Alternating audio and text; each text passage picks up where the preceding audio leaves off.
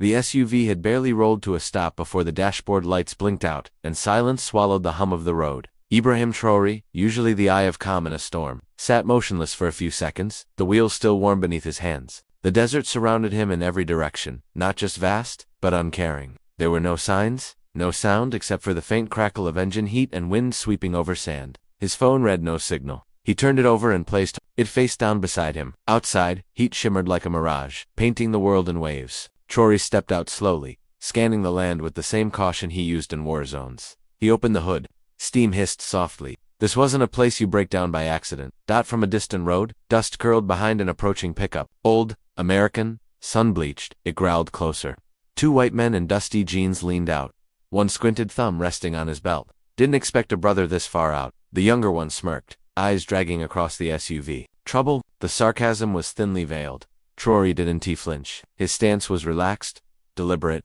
Nothing I haven't faced before, he replied, tone neutral. They didn't recognize him, that much was clear. They didn't ask what he was doing here because, to them, he already didn't belong. The older man tilted his hat back, eyes narrow. That a military coat in there. Traoré glanced at the back seat but said nothing.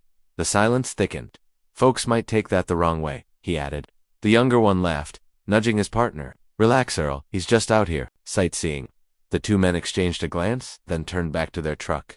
No tools on us, the younger called. Good luck out here, Chief. They drove off, trailing red dust into the air like retreating cowards in a war they never understood. Traoré stood still, sweat beginning to form at his temples. The sun pressed down harder. He didn't curse, he didn't sigh. He simply walked back to the car and leaned against it, eyes on the long road ahead. There was a stillness in him, one learned over years of betrayal, silence, and carrying dignity like armor. 15 minutes passed before another sound broke the deadness. A different vehicle, older but steady, approached from the opposite direction, a beat-up sedan. The woman who stepped out wore a scarf tied loosely over her head, her long dress flapping in the wind. She carried a plastic water jug in both hands. Her eyes were alert, not afraid, just aware. She said nothing at first. Then, softly, "You look thirsty." Her voice was calm, unhurried. Traoré took the bottle, hands brushing briefly. Her gaze didn't falter. "You've come a long way to break down here," she said, more statement than question. He studied her. "You live nearby." She shook her head. "The desert tells me when to move." There was no smile, only an ancient sadness that seemed to know the cost of being seen too late. After a pause, she said something else, something that landed with weight. "I know who you are." Her voice dipped, reverent but not afraid, "and I know who they were." She didn't name the men. She didn't have to. Her face said enough. She'd seen their kind before. A beat passed. She looked out toward the horizon where the pickup had vanished. "You're not safe out here," she said it plainly, not as a warning, as a fact. A truth settled into the space between them, heavier than the sun. The wind picked up, fluttering the scarf at her neck. The camera holds on her face, then slowly shifts back to Traoré, eyes narrowed, jaw set. He doesn't ask how she knows. He just watches her dot. Cut to black dot inside the modest shelter. The heat gave way to shadows and stillness. Salma moved with the ease of someone used to silence. Her hands, though aged and worn, brewed mint tea with quiet ceremony. Traoré sat at the edge of a sun-faded cushion, observing, not intruding. The walls were lined with traces of a life lived close to memory. Hand-woven fabrics, dried herbs, tied in bunches, photos yellowed at the corners. A red thread ran across a pinned map above her workbench, connecting dots that had no names, only coordinates and scars. The scent of crushed mint mixed with dust and time. Salma didn't ask where he was headed. Instead, she spoke as if she had been waiting for him. "You carry storms in your shoulders, Captain, but you walk like the rain. Knows your name." Her words weren't poetic, they were ancestral. Weighted. He nodded, not in agreement but acknowledgement. She poured tea into a small, chipped glass and slid it across to him. It wasn't hospitality, it was ritual. The narration deepened, tugged by silence, and then her story unfolded, not in anger, but in fragments. She once translated for Western missions stationed in the Sahel, fluent in French, Arabic, and English. She sat in tents filled with lies and orders. She translated cooperation when she knew it meant control. She repeated the words of men who never saw her as more than a utility, never saw her people at all. Villages bombed by accident, water diverted to serve foreign bases, medical supplies rerouted, while children coughed blood in mud homes. And always, always the laughter of the privileged, drowning out the pleading voices. One night, her brother was summoned. She never saw him again. "The man who gave the order," she said, "wasn't even old then.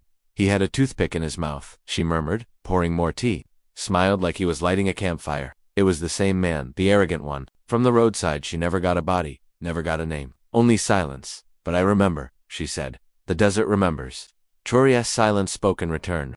His mind wandered, unbidden, to boardrooms where he was tolerated but never trusted, international summits where his handshake was skipped, journalists who dismissed his calls for justice as populist noise. He remembered a UN photo where he'd been cropped out entirely. His body was in the frame, his face was not. These were not errors. These were reminders. Salma stood and crossed the room. From beneath a loose floorboard, she pulled a rusting laptop and placed it on the woven mat. The screen flickered but came to life. She pointed to folders. Every shipment they hid, every deal they buried, every lie I translated. There were spreadsheets of diverted supplies.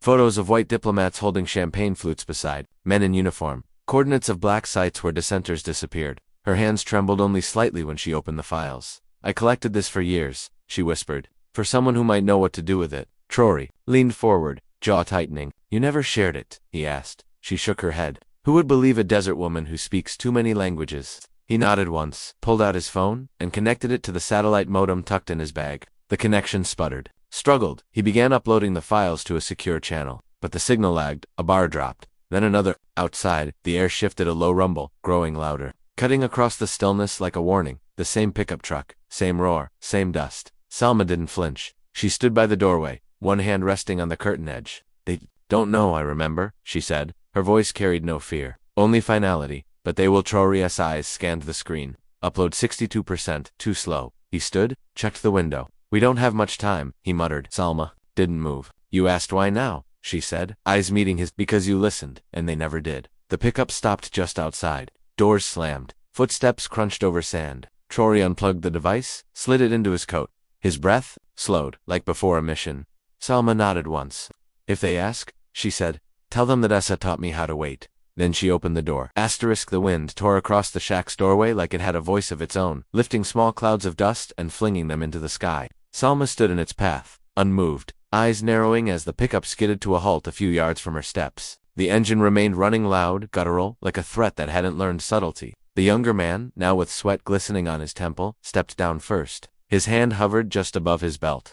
There was no cocky grin this time, only thinly masked anger. Behind him, the older man followed with slow, deliberate steps. The tension that had once lived in sarcasm had now turned into something quieter, and far more dangerous. You're still the same scared little boys who think power means control, Salma said, her voice slicing through the dust-choked air, like glass through fabric. Her posture was steady, her hands at her sides. The younger one's lip curled, but he didn't answer.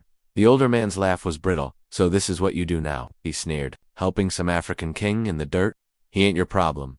His words landed like flies, irritating, mindless. Salma's jaw clenched, but she didn't move. Then Traore stepped into view. From behind the doorway, through the lifted curtain, he emerged, shoulders squared, steps deliberate. He carried no weapon, just presence.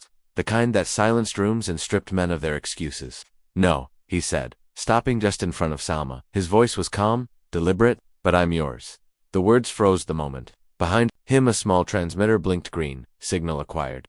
Traore didn't turn to check. He knew. His security team halfway across the world had eyes on the feed now. Every frame, every word, streaming to the channels that once ignored them. Salma reached into a cracked toolbox resting by the door and pulled out a microphone. Solar-powered, patched with copper wire and frayed tape. She pressed the switch and handed it to him. The desert has no walls, she said quietly. Let it echo. Traore lifted the mic to his chest. No podium, no flashlights. Just wind and dust and the weight of what he was about to make visible. The desert keeps its secrets, he began, voice steady, words soaked in memory. But it also tells the truth, and truth doesn't need permission to speak. He didn't mention names yet. He didn't start with anger, he started with silence. She waited, he said, nodding to Salma, while her brother screamed. In a tent not 20 kilometers from here, she listened while they rerouted food from villages into contractor trucks. She watched the men who called themselves peacekeepers laugh over maps, drawn in blood. The mic crackled, the wind paused. And when she told them what she saw, they called her translator, not witness. He paused. Let the silence grow then. He turned slightly, not toward the men, but toward the camera. Some men think power is inherited, he said. Others know it is borrowed from those they step over.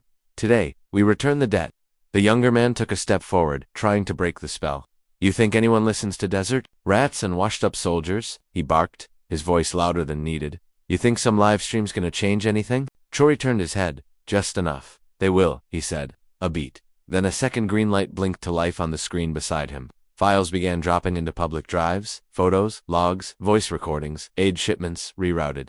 Testimonies Salma had translated and buried for years, one after another, like stones rolling down a hill that could no longer be stopped. From somewhere down the valley, the whine of sirens rose thin at first, then louder. Not local police. These were foreign, fast-moving, international observers. Emergency media teams. Salma stepped back, clutching the edge of her shawl. Her eyes never left the truck. The older man cursed under his breath and stepped toward the vehicle. But the crowd had already begun to gather at a distance. Journalists with cameras slung around their necks. Translators wearing flak vests. Volunteers from the border NGO stations.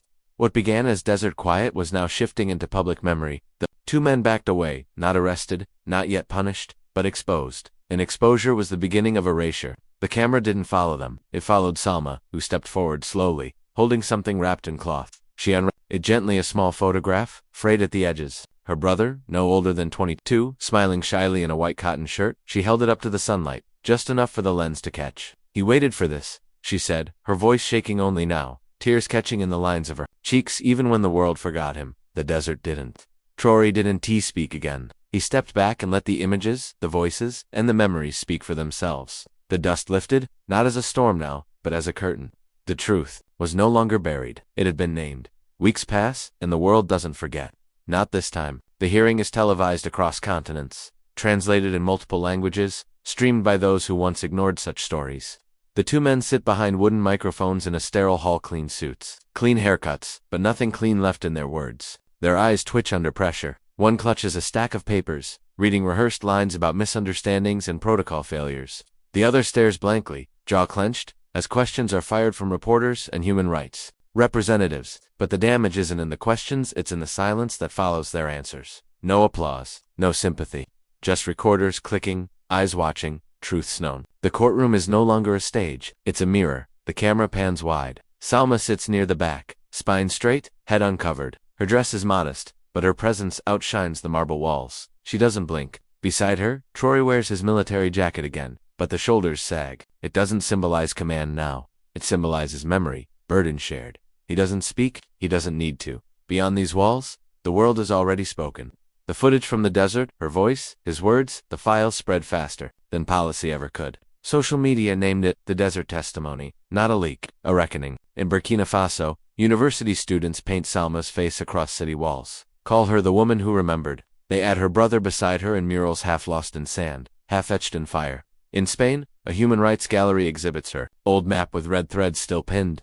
In Nairobi, a protester raises a cardboard sign that reads, "Truth walks slower than violence." But it never stops walking. The two men once untouchable are erased in increments. They're not imprisoned, but exiled by silence. One deletes his online profiles, but screenshots live on. The other is spotted in a supermarket wearing sunglasses and a baseball cap, pushing a cart no one dares to steal from. A young man walks past him and says nothing but stares long enough to make shame do its work. Their wives file for separation. Their adult children change their last names. Injustice didn't end with bars. It ended with disconnection. Back in the desert, Salma returns to the home she once hid in. The laptop is gone, not stolen, but buried in memory. In its place, above her table, hangs a hand-painted canvas of her brother. His face emerges from the sand in soft browns and ochres. She lights a stick of incense. She waters her aloe plant. She makes tea again, but slower this time. Her silence has changed shape. It's no longer the silence of fear. It's the silence of peace. Traore receives a letter at his military base in Ouagadougou. It's from the United Nations. Not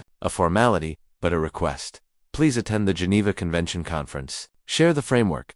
Tell the story. He stares at the envelope. Doesn't tear it. Doesn't throw it. Just folds it gently and places it inside a worn leather journal. He doesn't need to tell it again.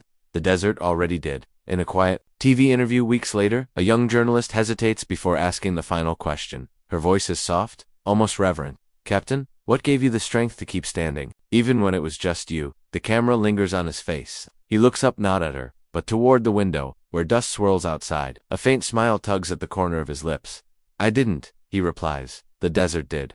The story ends not with a speech, not with celebration, but with a long, still shot. A single road cutting through the sand, same as before. The matte black SUV moves forward, engine soft, steady. In the rearview mirror, a flag flutters, not the tricolor of any country, not military, just a hand-stitched cloth Salma once painted. A brown fist beneath a crescent moon, wrapped in red thread.